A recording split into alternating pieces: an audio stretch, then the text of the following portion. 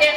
nde tawno kanko ko yumum sukaɓe babaɗo woni bamum sukaɓe somi haali ɗum men mbiɗa jogui hen dalilu tigui rigui kono jangguinoɓe e commune Mbolo Birane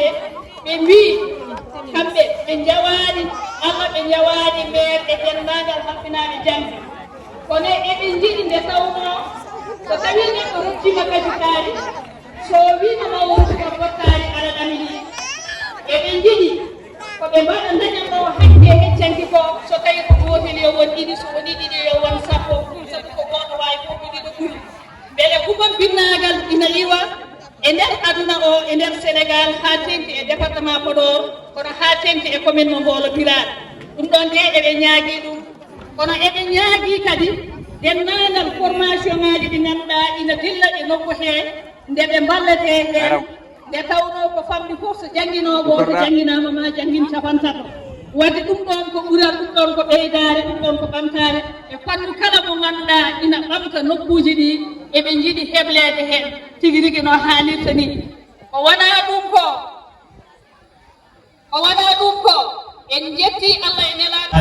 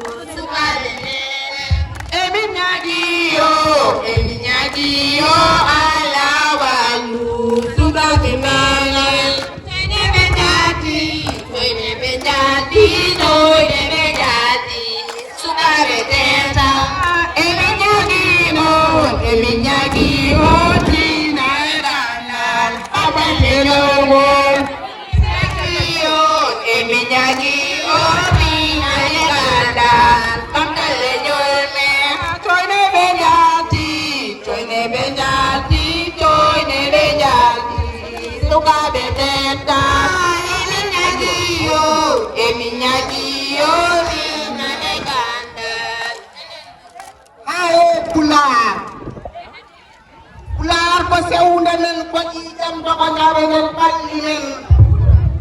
poɗenngal ɗiɗagal gandagal jancatengal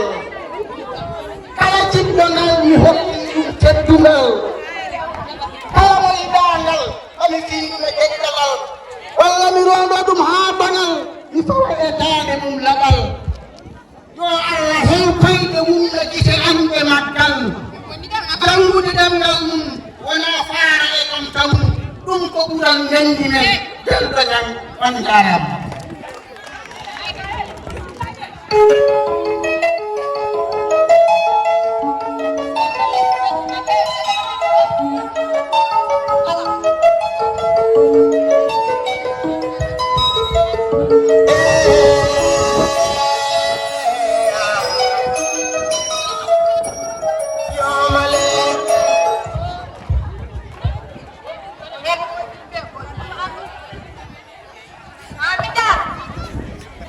Ça c'est mon père. Sama bara jeli. Bara da bare. Bara jeli. Mashallah. Assalamu alaikum bara jeli. Bara da bare.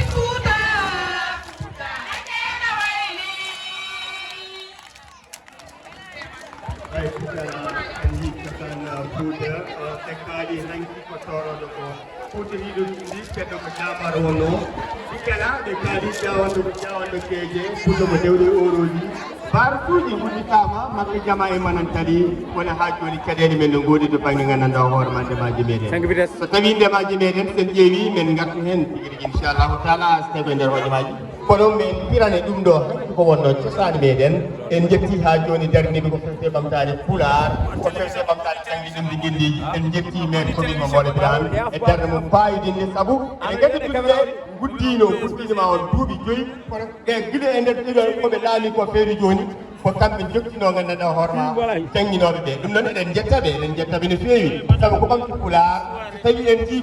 ene wondide pular en mbawat wiide eɗen jetti ɗumen ɗum noon kadi jaraba firanen to banggue gandanɗa hoorema cosaan o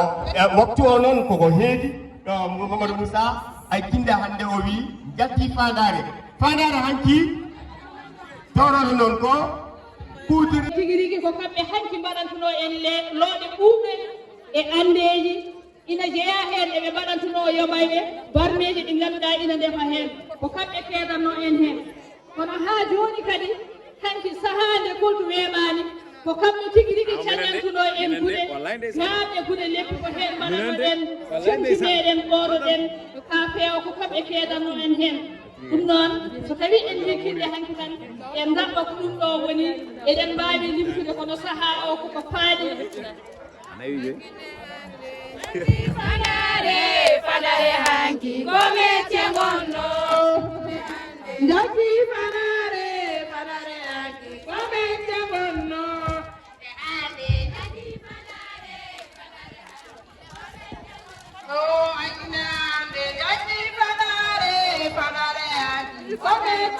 ayya bandiraɓe Allah jarama on jarama kono haade mon yaade Dieynaba Kane nan ɗo ino e sikkela omo jogui yimre ko fewte cosaan meɗen so tawi wiyama Dieynaba Kane andi diyam selatala ol sikala to iten dummi meɗen e nder lugge maaje lirene tibeje meɗen hayyo wawɓe ndiyam mbaɗa heero gumbo wawɓe ndiyam mbaɗa heero gumbo heɓi yara heɓani yoolo hayyo ɗum ɗo gelno tinno yettini Fuuta sa innama ƴiƴam lalla e ɓerdam ɓeyni nden kadi aduna sottami ñabbi mbendi mettitami mi hamto mi saɓɓito Fuuta gila nange ma ɓuti lewru ma ronki ummade ɓiɓɓe ma gosta Fuuta on jarama ɓerdam ɓen hitti ya tedere ba ko ɓuri yawde hen eɗen gandi lehe e ñorde e beɗi nanɗo en so tawi en mbi lahal hanki lehe gonno ko tati ɓirdugal nan ɗon jaɓorgal nan ɗon wono penirgal ngal nan ɗon ɗum ɗon woni ɗeɗo lehe eɗen gandi ko lewɓe bandiraɓe men lawɓe laɓaɓe ɓe ko kamɓe tigui rigui cuɓotono leɗe so tawi en garti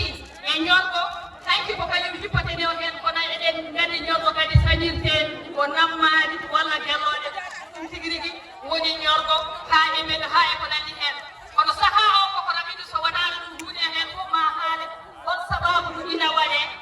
ɓurgal wonko haalata wona wurwirde kosam ɗam tan wona ɗum ɗon tan woni hen fandare nde kono sen ƴeewi waɗi ko cabbinayi ɗi wonko haalata cabbinayi ɗi wonɗoni longa ko gueɗe nayyi woni hen Mamadou Moussa Bama artu hen ɗum noon wona fulɓe ɓe ina gandi nde tawno so haala e jama tan e gandal on ko kosam woni ɗo henne en ni kono eɗen gandi hakki ko ɗum ɗo wonno kuulal ko ɗum ɗo wonno tigui rigui ko irtirte e Fina Tawa e yiheje men ha e ko nandi hen hande noon ko aduna kodduji e ko nandi hen so tawi en heewi ɗum ɗo henne woni ɗo ko gawri ndiyam wiiri jafoɗon ndiyam wiiri noon firti ko ndiyam ɓuuri eɗen gandi gawri ndiyam wiiri weeɓani so wonano hiiri gawri ma en pir ɓacciren haalen tigui rigui hol fadare mum e holko nafata eɗen gandi ɗum ɗo ko lenude koko ñeɗirte kosam kono ina jogui nafoje bonɗe ha heewi sen ƴeewi ɗum ɗo ko makka woni ɗo henne makka kadi hewde ko diwan poɗɗani ko nandi hen kono eɗen andi ina heewi nafoje no ɗenɗam lallani ɗo ɗum jogui ko nafata kono ɓe haalaji kadi ina heɓina haɓiji waɗi hande kadi aduna hande o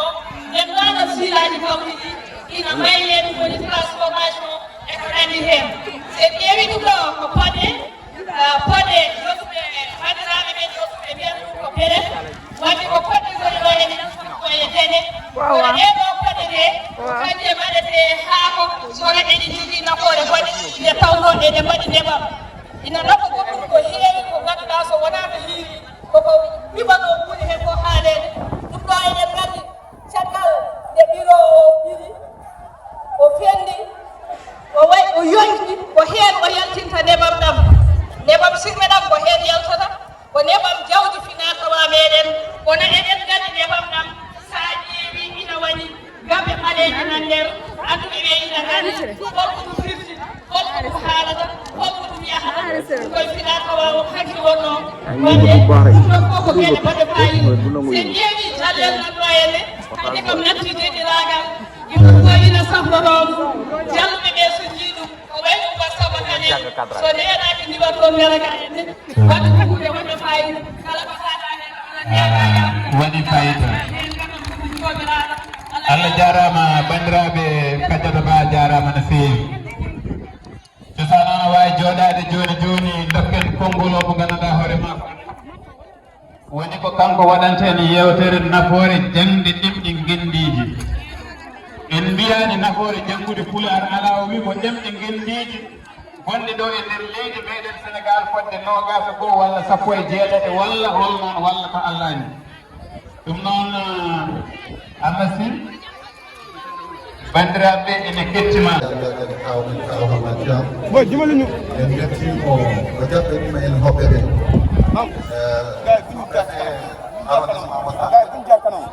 ñu ngi lay nuyu di la sant sargal di la dalal jàmm ci suñu dëkk Mbolo en calmini monsieur le maire Selam Doro Bay, mau nggak turun ke Selam Kileng, jadi anak muda itu ada disco. Misalnya ini Michel le maire adjoint, wala Michel le maire Bakeba,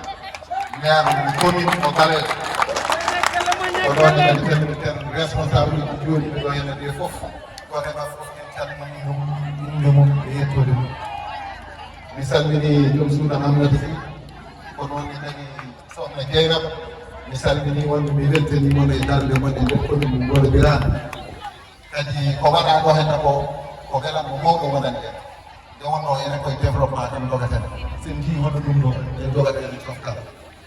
misal ini besok bola ada kuf kuban, dulu ini boy, jangan mau kau tadi kau mau ini jairap dia. Faatu fayal ko nandi hen ko kañ ne ngi andu ci ne ni jeewa jang e faami kam des mu boolaani wala des mu demgal wala des mu ko men Mbolo Birane ma ngi koy tan kadi mi welti no feewi e yide kon no cukalon hande ene jooɗi ene gardina ene golle ɗo hen ko wona ɗum ɗo hen ko ko ɗum ɗo pulaade ene wela min no feewi kono sago amen ko ɓirate ko walla nebam walla ko nandi en amnata si haale yo won gonga waɗe e nder commune he ɗum ma won nafoore e nder commune he taw ko liggotoɗen ko eɗen naftoro ɗum e ko wona ɗum ko alay sago ballen no feewi no feewi no feewi no mbiɗen ni jangde sukaɓe ma ballen ɓe tigi rigui mi yiiɗa junnade ko wiide tan ɓesgu boolani min Mamma Sall kala to ɗon ɗoɗo kam e parrain eko wayi ɗum ɗo en walla ko développement walla commune Mbolo Birane paami mbiɗa yaade moɗon ɗum noon mi junnata kadi e yaafanaade par ce que programme o ko subaka wonno ko caɗeele ɗen courant e ko nanndi heen ko ɗum waɗi ɗum yaade hani kadi haajuuji ɗi keewi woni fof won haaju ko jogii ɓurɗo ɗum haaju kono noon eɗen nganndi ko wonaa ko yiɗaa ko daña koko daña ko ɓama ɗum noon mi salmini on onon fof mi yetti on mi jaari on Allah jaaraama on jaaraama merci vous allez trouver ce qu'on appelle le bureau de l'alphabétisation. Parce que son excellence, le président de la République, a compris